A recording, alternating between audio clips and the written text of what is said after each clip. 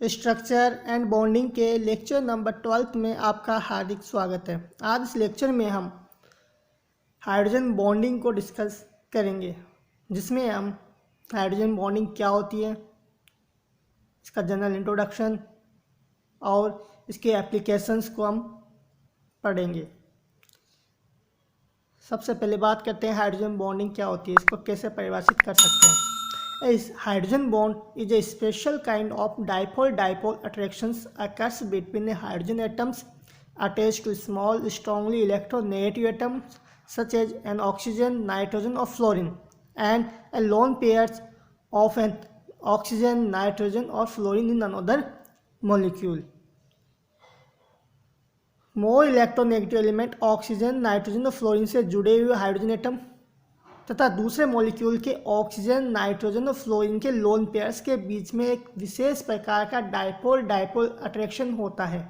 उसी अट्रैक्शन को हम क्या बोलते हैं, हाइड्रोजन बंध।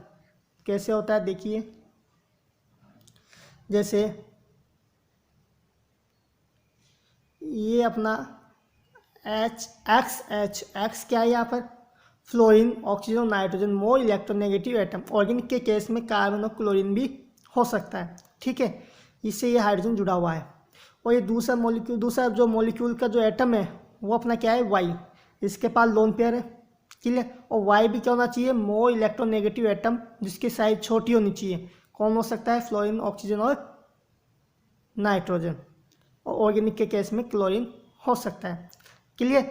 जब ऐसी कंडीशन हो तो यहाँ पर क्या होता है कि ये जो मोर इलेक्ट्रोनेगेटिव एलिमेंट है एक्स, क्लियर, ये एक्स और एच, इनमें इलेक्ट्रॉन नेगेटिविटी डिफरेंस ज़्यादा होने के कारण ये एक्स इस बॉन्ड के इलेक्ट्रॉनों को अपनी ओर खींचता है। जब अपनी ओर खींचता है तो इस एक्स पे क्या जाता है, पार्शियल नेगेटिव चार्ज, और इस हाइड्रोजन पे क्या जाता है, पार्शियल पॉजिटिव चार्ज।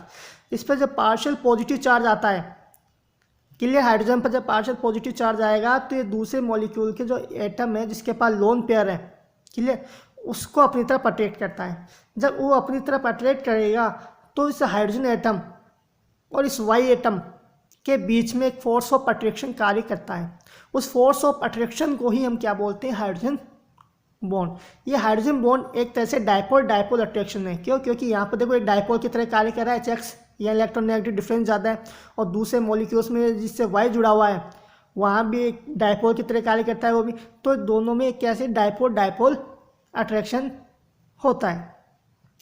इसको आप हाइड्रोजन बॉन्ड को याद करो कि हाइड्रोजन एटम किस एटम्स के साथ जुड़ा होना चाहिए। तो आप एक ट्रिक है, जैसे फोन, कैसे याद करोगे कि ये हाइड्रोजन एटम किससे जुड़ा हुआ है, फोन से।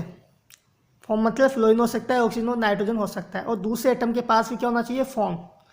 जब दोनों एटम्स के पास फोन होंगे जो हाइड्रोजन से, एक एटम हाइड्रोजन से अटैच है, क्लियर, तो यहाँ पर फोर्स ऑफ अट्रैक्शन लगेगा, जिसको बोलते हैं हाइड्रोजन बॉन्ड। यहाँ पर एक चीज़ ध्यान रखना कि यहाँ पर जो हाइड्रोजन एटम है एक इलेक्ट्रोनेगेटिव एलिमेंट के साथ तो कोवलेंटली बॉन्डेड होता है और दूसरे के साथ ही हाइड्रोजन बॉन्ड से बॉन्डेड होगा। तो इस प्रकार से हम हाइड्रोजन बॉन्डिंग को समझ सकते हैं। एग्जांपल्स के लिए देखिए, आप पहले एग्जांपल सोल्व करें उससे पहले एक और चीज़ समझते हैं कि जो बॉन्ड एनर्जी है हाइड्रोजन बॉन्ड की, वो डायरेक्टली प्रोपोर्शनल होती है इलेक्ट्रॉन नेगेटिविटी ऑफ एक्स, जो उसके साथ कोवलेंटली बॉन्डेड जुड़ा हुआ है, और इन्वर्सली प्रोपोर्शनल होती है इलेक्ट्रॉन नेगेटिविटी ऑफ वाई, जो कि उसके साथ हाइड्रोजन बॉन्ड से जुड़ा हुआ होता है। एग्जाम्पल के लिए HF मॉलिक्यूल्स है जिनमें हाइड्रोजन बॉन्डिंग हो रही है, H2O मॉलिक्यूल्स है जिनमें भी हाइड्रोजन बॉन्डिंग हो रही है, और NH3 मॉलिक्यूल, क्योंकि यहाँ पर हाइड्रोजन फ्लोरीन, ऑक्सीजन, नाइट्रोजन से जुड़ा हुआ है।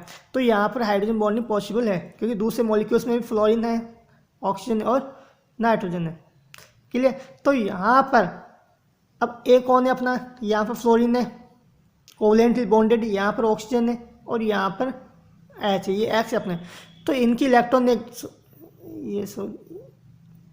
ये वाला यहाँ पर इलेक्ट्रॉन नेगेटिविटी जिसकी ज़्यादा होगी उसकी बॉन्ड एनर्जी, हाइड्रोजन बॉन्ड की एनर्जी उतनी ही ज़्यादा होगी।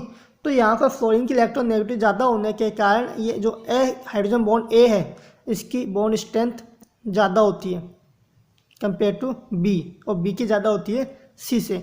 अब एक क्वेश्चन सॉल्व करते हैं हम कि आपको दे रखा है कि हाइड्रोजन एटम ओ के साथ, ऑक्सीजन के साथ कोवलेंटली और हाइड्रोजन बॉन्ड से जुड़ा हुआ है। इसी प्रकार ऑक्सीजन नाइट्रोजन से, नाइट्रोजन नाइट्रोजन से और नाइट्रोजन ऑक्सीजन से। अब हमको पता करना है कि ए बी सी और डी में से हाइड्रोजन बॉन्ड स्ट्रेंथ का ऑर्डर क्या होगा। तो देखो जहाँ पर ए एटम को पता है oxygen atom, more electronegative oxygen ही है नाइट्रोजन से, तो जहाँ पर ऑक्सीजन एटम है ए और बी तो इनकी स्ट्रेंथ ज़्यादा होगी क्योंकि इनका इलेक्ट्रॉन नेगेटिविटी ज़्यादा होती है। अब बात करते हैं बी की इलेक्ट्रॉन नेगेटिविटी किसकी कम है, क्योंकि जिस बी की यानी वाई की, सॉरी ये जो अपना वाई है जो हाइड्रोजन बॉन्ड से जुड़ा हुआ है एटम, अगर उसकी इलेक्ट्रॉन नेगेटिविटी कम होगी तो अपने लोन पेयर्स को आसानी के साथ शेयर कर सकता है हाइड्रोजन के साथ, तो वहाँ पर फोर्स ऑफ अट्रैक्शन ज़्यादा होगा। तो ऑक्सीजन की इलेक्ट्रॉन नेगेटिविटी नाइट्रोजन से ज़्यादा होने के कारण इसमें जो बी वाला ये वाला बॉन्ड स्ट्रेंथ कम हो जाएगी इसकी तुलना में। तो सबसे ज़्यादा बी वाले की, फिर ए वाले की, सेम ऐसे ही फिर सी की और डी की। तो इस प्रकार से हम कई क्वेश्चन सोल्व कर सकते हैं क्योंकि हाइड्रोजन बॉन्डिंग एक बहुत ही इंपॉर्टेंट टॉपिक है जिसके बेस पर हम ऑर्गेनिक केमिस्ट्री के कई सारे क्वेश्चंस को सॉल्व करेंगे, जैसे सोल्यूबिलिटी हो गया, मेल्टिंग पॉइंट हो गया, बॉइलिंग पॉइंट हो गया, एसिड स्ट्रेंथ हो गया, बेसिक स्ट्रेंथ हो गया और विस्कोसिटी हो गया। इस प्रकार कई सारे क्वेश्चंस हम हाइड्रोजन बॉन्डिंग के बेस पे कर सकते हैं जिनसे हमें हेल्प मिलती है। अब आगे देखते हैं, यहाँ पर हाइड्रोजन बॉन्डिंग में देख सबसे पहले वाटर मॉलिक्यूल्स के बीच में हाइड्रोजन बॉन्डिंग। वाटर मॉलिक्यूल्स में H2O मॉलिक्यूल्स, ऑक्सीजन के पास लोन पेयर है, हाइड्रोजन एटम दो ऑक्सीजन एटम्स के बीच में आ रहा है, ठीक है।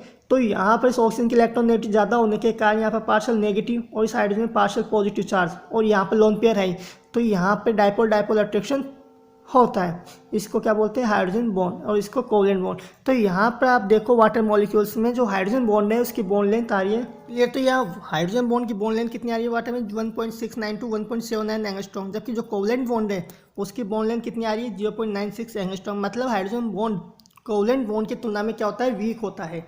क्लियर, ये भी हम पढ़ेंगे। इसी प्रकार से नाइट्रोजन अमोनिया में देखो NH3 में यहाँ पर नाइट्रोजन और नाइट्रोजन दोनों नाइट्रोजन एटम्स के बीच में हाइड्रोजन एटम आ रहा है, तो यहाँ हाइड्रोजन बॉन्डिंग पॉसिबल है। इसी प्रकार HF में। क्लियर, अब आगे बढ़ते हैं। Hydrogen bonds are stronger than van der Waals forces and weaker than covalent bonds. Hydrogen bond van der Waals force से ज़्यादा स्ट्रॉन्ग होते हैं जबकि कोवलेंट बॉन्ड से वीक होते हैं। जो हाइड्रोजन बॉन्ड की स्ट्रेंथ है वह लगभग 5 किलो कैलोरी पर मोल के आसपास होती है।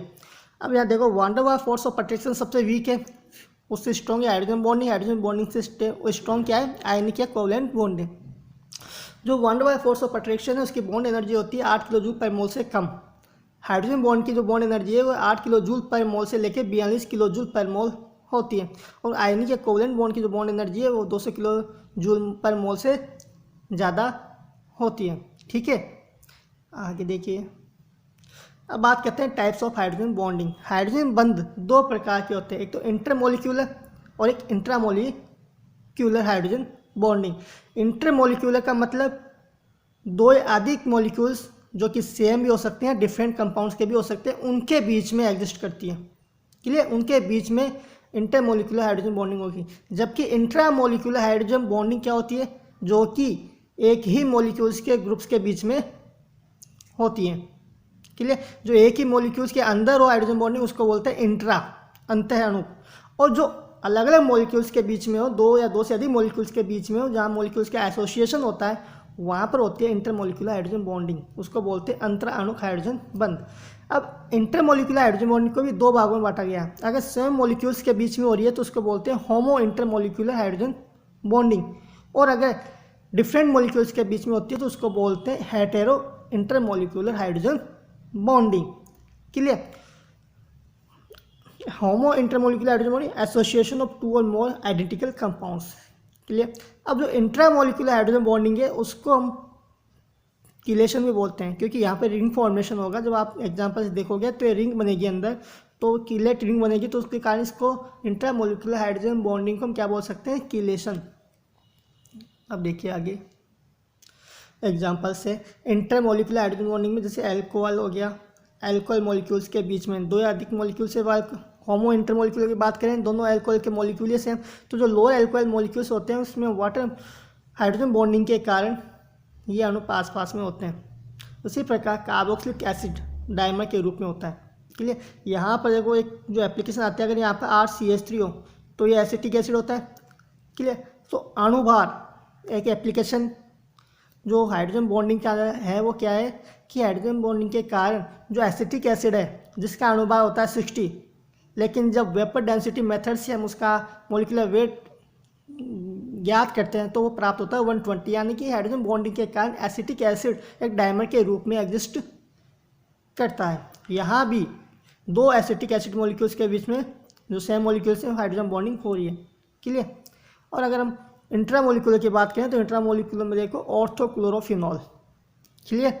ऑर्थोक्लोरोफिनॉल में एक ही मॉलिक्यूल में ऑर्थो पोजीशन पर क्लोरीन है और OH ग्रुप है, तो यहाँ पर इस कार्बन क्लोरीन और यहाँ पे ये ऑक्सीजन मोर इलेक्ट्रोनेगेटिव होने के कारण यहाँ पे क्या पाया जाता है, क्लोरीन और हाइड्रोजन के बीच में हाइड्रोजन बॉन्डिंग, जिसके कारण एक रिंग फॉर्मेशन हो रहा है। इस रिंग फॉर्मेशन के कारण इसको क्या बोलते हैं, किलेशन भी बोलते हैं। सेम इसी प्रकार से ऑर्थोनाइट्रोफिनॉल्स में भी हाइड्रोजन एटम दो ऑक्सीजन एटम्स के बीच में आ रहा है, जो यहाँ पर एक कोवेलेंट बॉन्ड होगा तो एक हाइड्रोजन बॉन्ड होगा, ये हम पढ़ चुके हैं।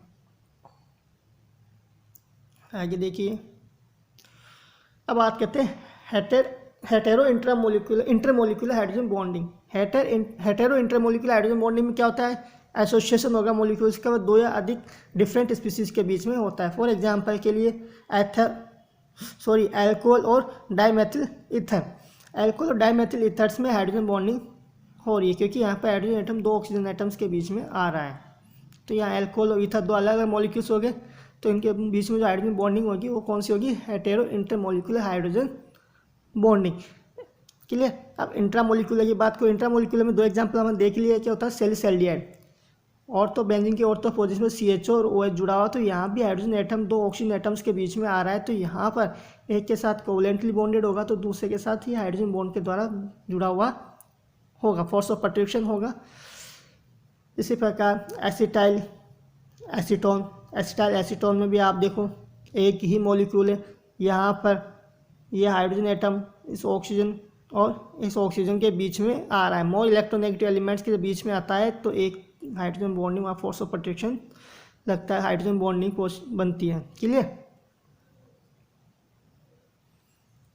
इंटरमोलिकुलर में देखो फिनॉल और टर्सरी एमीन, यहाँ भी हाइड्रोजन बॉन्डिंग हो रही है, जिसको क्या बोलते हैं, इंटरमोलिकुलर हाइड्रोजन बॉन्डिंग, क्योंकि हाइड्रोजन एटम ऑक्सीजन और नाइट्रोजन के बीच में आ रहा है, तो यहाँ फोर्स ऑफ अट्रैक्शन लगेगा। इसी प्रकार पायरोल और पीरिडिन, यहाँ भी नाइट्रोजन और नाइट्रोजन दोनों नाइट्रोजन के बीच में हाइड्रोजन एटम आ रहा है, तो यहाँ भी हाइड्रोजन बॉन्डिंग बनती है। इंट्रामोलिकुलर में एक और एग्जांपल देखो, इथाइल एसीटोएसीटेट, यहाँ पर भी हाइड्रोजन एटम ऑक्सीजन एटम्स के बीच में आ रहा है, तो एक हाइड्रोजन बॉन्डिंग यहाँ भी जनरेट होगी। अब बात करते हैं effects of hydrogen bonding on physical properties of the molecules की जो फिजिकल प्रॉपर्टीज़ पर हाइड्रोजन बॉन्डिंग का क्या इफेक्ट होता है, इसको हम ऐसे भी बोल सकते हैं एप्लीकेशन ऑफ हाइड्रोजन बॉन्डिंग। तो सबसे पहला इफेक्ट है, हम बढ़ते हैं फिजिकल स्टेट में, क्योंकि भौतिक अवस्था में हाइड्रोजन बॉन्डिंग का क्या प्रभाव पड़ता है, क्लियर। तो देखो, more the number of hydrogen bonds with in the molecule more compact its structure becomes. Hydrogen molecule में, किसी मॉलिक्यूल में जितने ज़्यादा हाइड्रोजन बंद होंगे उसकी स्ट्रक्चर उतनी ज़्यादा जटिल होती जाएगी। एग्जाम्पल के लिए वाटर मॉलिक्यूल्स, जो कि H2O मॉलिक्यूल अपना वो लिक्विड भी फॉर्म में एग्जिस्ट करता है और आइस फॉर्म में भी एग्जिस्ट करता है, दोनों में ही वाटर हाइड्रोजन बॉन्डिंग पाई जा रही है। लेकिन जो आइस की, जो बर्फ़ की जो डेंसिटी है वह वाटर की तुलना में क्या होती है, कम होती है।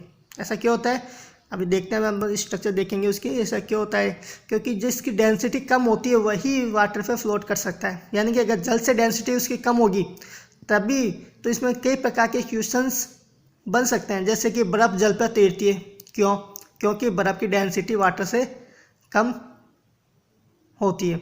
साथ ही वाटर मॉलिक्यूल्स कितने हाइड्रोजन बॉन्ड बना सकता है, अब इसके लिए अपन ये स्ट्रक्चर देखते हैं। देखिए आप, यहाँ पर H2O मॉलिक्यूल लिक्विड स्टेट में, यहाँ पर एक ऑक्सीजन H2O मॉलिक्यूल, ये वाटर मॉलिक्यूल, एक मॉलिक्यूल है वाटर का, ये कितने हाइड्रोजन बॉन्ड बना रहा है, 4, 2 तो हाइड्रोजन एटम बॉन्डिंग में बात लिख सकते हैं, और ये ऑक्सीजन के 2 लोन पेयर्स हैं, ये भी दूसरे मॉलिक्यूल्स के साथ H2O के साथ हाइड्रोजन बॉन्डिंग में पार्टिसिपेट कर सकते हैं। तो यहाँ पर एक वाटर मॉलिक्यूल कितने हाइड्रोजन बॉन्ड बना सकता है, 4। लेकिन जब H2O में जब सॉलिड स्टेट की बात करते हैं ना, सॉलिड स्टेट में एक ओपन केज स्ट्रक्चर बनती है, खुले पिंजरे की समान एक संरचना बनती है, जिसमें per unit area water molecules की संख्या क्या हो जाती है, कम हो जाती है। देखिए ये केज है, केज लाइक स्ट्रक्चर बनती है बर्फ़ में, तो बर्फ़ में जब जाल बनेगा, एक केज यानी पिंजरा बनेगा, तो वहाँ per unit area per unit volume जो है वहाँ पर ये वाटर मॉलिक्यूल्स की संख्या क्या होती जाती है, कम होती जाती है। और जब वाटर मॉलिक्यूल्स की संख्या पर यूनिट एरिया कम होएगी तो उसकी डेंसिटी क्या हो जाएगी, कम हो जाएगी। इस कारण वाटर जल के ऊपर तैरती है।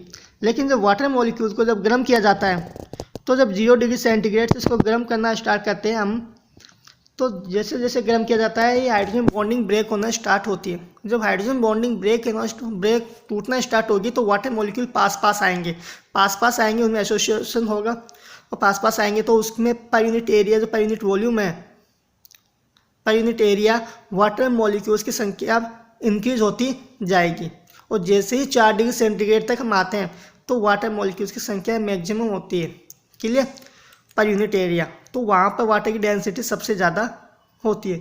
और जैसे 4 डिग्री सेंटीग्रेड से अगर हम आगे और गर्म करें, धीरे धीरे गर्म करें, ठीक है, जब 4 डिग्री सेंटीग्रेड से और ज़्यादा गर्म करते हैं तो फिर वाटर वहाँ पर काइनेटिक एनर्जी इंक्रीज होने लगती है, जिससे वाटर मॉलिक्यूल्स एक दूसरे से दूर दूर होने लगते हैं। और जब वाटर मॉलिक्यूल वापस दूर दूर होने लगेंगे तो फिर वॉल्यूम का प्रसार होने लगेगा, आयतन क्या होता है, बढ़ने लगता है, क्लियर।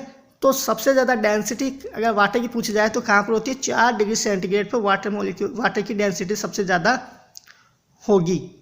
इस प्रकार से हम वाटर से रिलेटेड जो भी क्वेश्चन है कि कितने हाइड्रोजन बंद बना सकता है वाटर का मॉलिक्यूल, बर्फ़ जल में तैरती है क्यों, हाँ वाटर का जो डेंसिटी है 4 डिग्री सेंटीग्रेड पर मैक्सिमम होता है क्यों, इस वाटर 0 डिग्री सेंटीग्रेड से का जल 4 डिग्री सेंटीग्रेड तक सिकुड़ता है क्यों, इस प्रकार से हम क्वेश्चन सोल्व कर सकते हैं।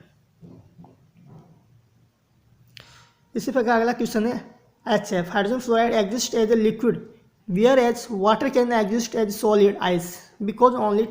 अब इसका कारण क्या है, देखो कि जो HF मॉलिक्यूल से HF हाइड्रोजन बॉन्डिंग हो रही है और वाटर मॉलिक्यूल्स में भी हाइड्रोजन बॉन्डिंग हो रही है। और हमने देखा है कि जो HF मॉलिक्यूल्स में जो हाइड्रोजन बॉन्डिंग होगी वो स्ट्रॉन्ग होगी, क्योंकि यहाँ पर फ्लोरीन की इलेक्ट्रॉन नेगेटिविटी ऑक्सीजन की तुलना में क्या है, ज़्यादा है। जब ज़्यादा होगी तो यहाँ पर हाइड्रोजन बॉन्ड स्ट्रेंथ इसकी ज़्यादा होनी चाहिए, इसकी।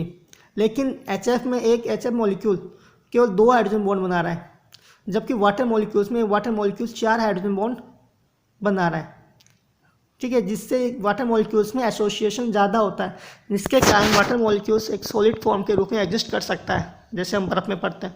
लेकिन वाटर क्योंकि HF मॉलिक्यूल्स में ओनली 2 हाइड्रोजन बॉन्ड बन रहे हैं, इसलिए HF मॉलिक्यूल लिक्विड फॉर्म में एग्जिस्ट करता है।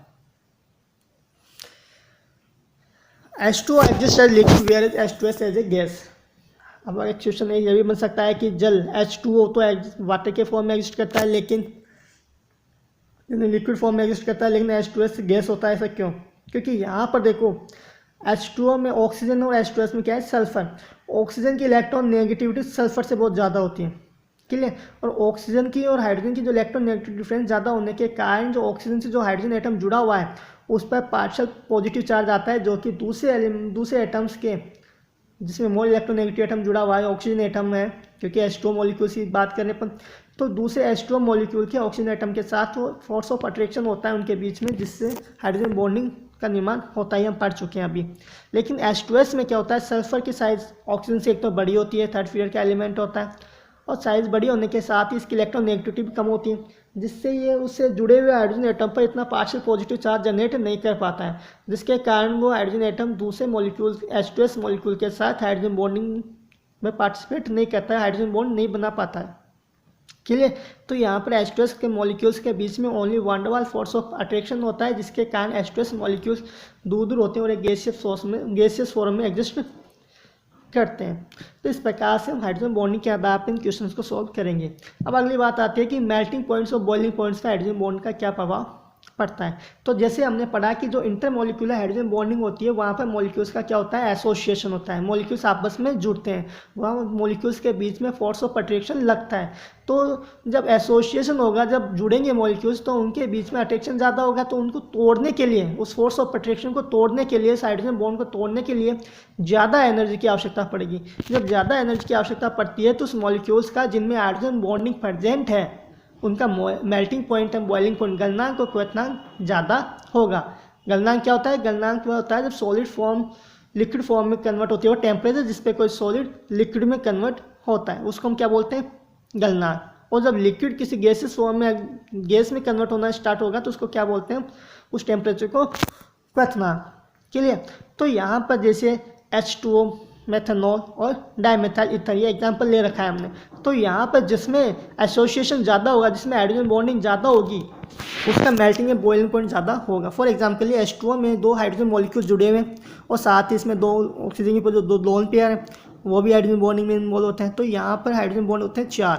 मेथनॉल में देखो यहाँ पर ऑक्सीजन के केवल हाइड्रोजन एटम जुड़ा हुआ है, यहाँ पर ऑक्सीजन CH3 जुड़ा हुआ है, तो कार्बन का जो हाइड्रोजन एटम्स हैं ये कार्बन से जुड़े हुए, तो ये हाइड्रोजन बॉन्डिंग में पार्टिसिपेट नहीं करेंगे। जबकि डाइमेथाइल ईथर में कोई हाइड्रोजन एटम जुड़ा हुआ नहीं है ऑक्सीजन एटम में। क्लियर? तो यहाँ पर सबसे ज़्यादा हाइड्रोजन बॉन्डिंग किस में हो रही है? वाटर में। तो इसका मेल्टिंग और बॉइलिंग पॉइंट ज़्यादा होगा, फिर मेथनॉल का होगा, फिर डाइमेथाइल ईथर का। इसी प्रकार अगर हम एसिटिक एसिड ये कार्बोक्सिलिक एसिड और अल्कोहल जिनका मॉलिक्यूलर वेट सेम है, अगर उनका कंपेरिजन करें तो आप देखो कार्बोक्सिलिक एसिड में 2 हाइड्रोजन मॉलिक्यूल्स हाइड्रोजन बॉन्डिंग में पार्टिसिपेट करते हैं, जबकि अल्कोहल्स में एक ही हाइड्रोजन एटम है जो हाइड्रोजन बॉन्डिंग में पार्टिसिपेट कर रहा है। तो हाइड्रोजन बॉन्डिंग सबसे ज़्यादा किस में हुई? इन दोनों की कंपेयर करें तो कार्बोक्सिलिक एसिड में। तो कार्बोक्सिलिक एसिड का मेल्टिंग पॉइंट और बॉइलिंग पॉइंट क्या होता है? ज़्यादा होता है। इसी प्रकार अगला एग्जांपल देखो, ट्राईहाइड्रिक अल्कोहल्स का ज़्यादा होता है डाईहाइड्रिक अल्कोहल से, और डाईहाइड्रिक अल्कोहल्स का ज़्यादा होता है मोनोहाइड्रिक अल्कोहल से। डाईहाइड्रिक का मतलब, मोनोहाइड्रिक का मतलब जिसमें एक ही OH समूह, डाईहाइड्रिक का जिसमें 2 OH समूह, और ट्राईहाइड्रिक का 3 OH समूह। तो 3 OH समूह जिसमें होंगे तो उसमें हाइड्रोजन बॉन्डिंग भी ज़्यादा होगी। क्लियर? इसी प्रकार 1 डिग्री एमीन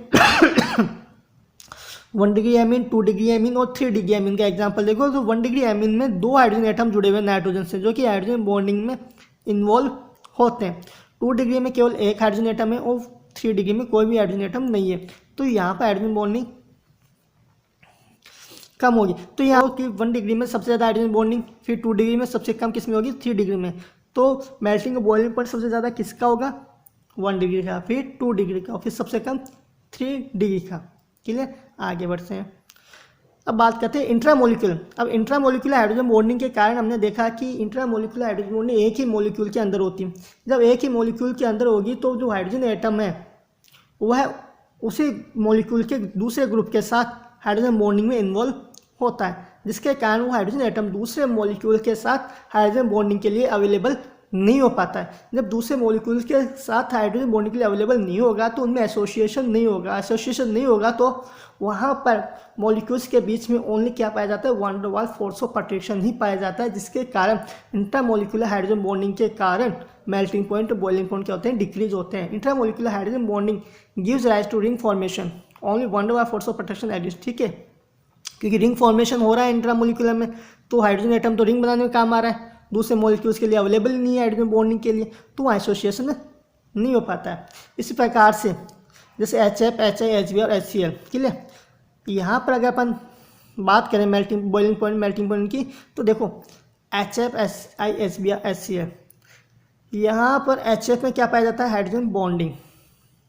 ठीक है, तो इसका बॉइलिंग पॉइंट सबसे ज़्यादा होता है। लेकिन HI, HB और HCl में जितना मॉलिक्यूलर मास जिसका ज़्यादा होता है बॉइलिंग पॉइंट भी उतना ही ज़्यादा होता है। तो सबसे ज़्यादा फिर किसका होगा? HI, फिर HB और फिर सबसे कम HCl का। क्लियर? अब बात करते हैं सोल्यूबिलिटी यानी विलेयता। तो जो मॉलिक्यूल्स वाटर के साथ हाइड्रोजन बॉन्ड फॉर्म कर सकते हैं वह मॉलिक्यूल्स वाटर में क्या होते हैं? डिजोल्व हो सकते हैं। फॉर एग्जांपल के लिए जैसे intermolecular hydrogen bonding between solute and solvent greatly increases solubility. अगर सॉल्यूट और सॉल्वेंट विलेय और विलायक के बीच में हाइड्रोजन बॉन्डिंग होती है, इंटरमोलिकुलर हाइड्रोजन बॉन्डिंग होती है, तो वहाँ पर सॉल्युबिलिटी इंक्रीज होती है। जैसे अल्कोहल्स, जो लोअर अल्कोहल्स हैं वाटर में विलय होते हैं, क्यों? क्योंकि लोअर अल्कोहल्स वाटर के साथ हाइड्रोजन बॉन्डिंग फॉर्मेशन करते हैं। यहाँ पर ये हाइड्रोजन एटम 2 ऑक्सीजन एटम्स के बीच में आता है, जिसके कारण एक ऑक्सीजन के साथ कोवलेंटली बॉन्डेड होता है, दूसरे के साथ हाइड्रोजन बॉन्डिंग में होता है। क्यों होता है? क्योंकि यहाँ पर देखो, अगर ऑक्सीजन मान लो ये अल्कोहल है इस वाटर मॉलिक्यूल के साथ है, तो इस ऑक्सीजन की इलेक्ट्रोनेगेटिव हाइड्रोजन से ज़्यादा होने के कारण यहाँ पर पार्शियल पॉजिटिव चार्ज, यहाँ पर पार्शियल नेगेटिव चार्ज, और ये पार्शियल पॉजिटिव चार्ज इस दूसरे मॉलिक्यूल जो अल्कोहल मॉलिक्यूल है उसके ऑक्सीजन के ऊपर जो लोन पेयर उसको अपनी तरफ अट्रैक्ट करता है, वहाँ पर दोनों के बीच में फोर्स ऑफ अट्रैक्शन कार्य करता है। फोर्स ऑफ अट्रैक्शन जब कार्य करेगा तो हाइड्रोजन बॉन्डिंग का निर्माण होगा। इसी प्रकार pyridine और वाटर मॉलिक्यूल्स के बीच में हाइड्रोजन बॉन्डिंग पाई जाती है। क्लियर, यानी कि pyridine जल में घुल सकती है, क्योंकि pyridine में नाइट्रोजन एटम होता है जो कि हाइड्रोजन बॉन्डिंग में पार्टिसिपेट कर, जो कि वाटर मॉलिक्यूल्स का जो हाइड्रोजन एटम है वह हाइड्रोजन बॉन्डिंग बना सकता है। लेकिन बेंजीन की बात करें तो बेंजीन वाटर में इनसोल्यूबल होती है। क्यों? क्योंकि बेंजीन में यहाँ पर क्या होगा, कार्बन, और वहाँ पर कोई हाइड्रोजन बॉन्डिंग नहीं होती, इसलिए बेंजीन जल में अविलय है।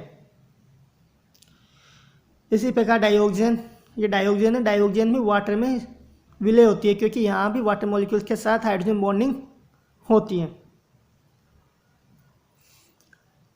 अब एक एग्जाम्पल होता है जो डाईमेथिल ईथर, तो हमने पढ़ा कि डाईमेथिल ईथर तो वाटर में विलय है, क्योंकि डाईमेथिल ईथर जल के साथ हाइड्रोजन बॉन्डिंग बना सकती है। लेकिन डाईएथिल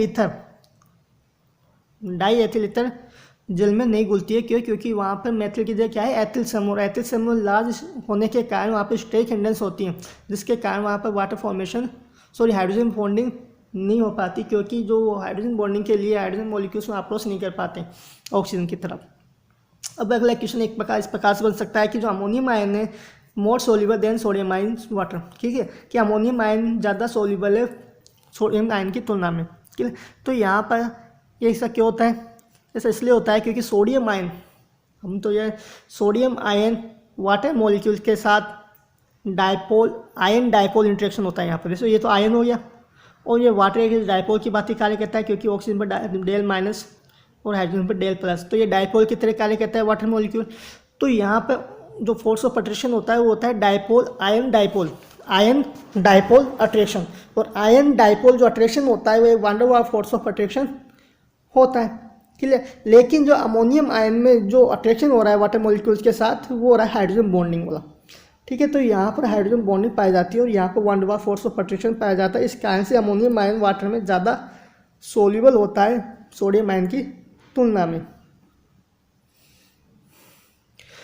अब बात करते हैं intramolecular hydrogen bonding reduces solubility. जो अब हमने ये पढ़ चुके हैं कि इंट्रामोलिकुलर हाइड्रोजन बॉन्डिंग में ये जो हाइड्रोजन एटम है वो उसी मॉलिक्यूल के अंदर हाइड्रोजन बॉन्डिंग में इन्वॉल्व हो जाता है। क्लियर, जब इसी में हाइड्रोजन बॉन्डिंग के लिए इन्वॉल्व होगा तो दूसरे जगह वाटर मॉलिक्यूल्स की अपन बात करें तो वाटर मॉलिक्यूल्स के साथ ही हाइड्रोजन बॉन्डिंग के लिए अवेलेबल नहीं हो पाएगा। तो यहाँ पर सोल्युबिलिटी क्या हो जाती है, डिक्रीज हो जाती है। क्यों? क्योंकि यहाँ पर चिलेट रिंग बन रही है, वाटर मॉलिक्यूल तो इसी मॉलिक्यूल में काम आ गया। क्लियर,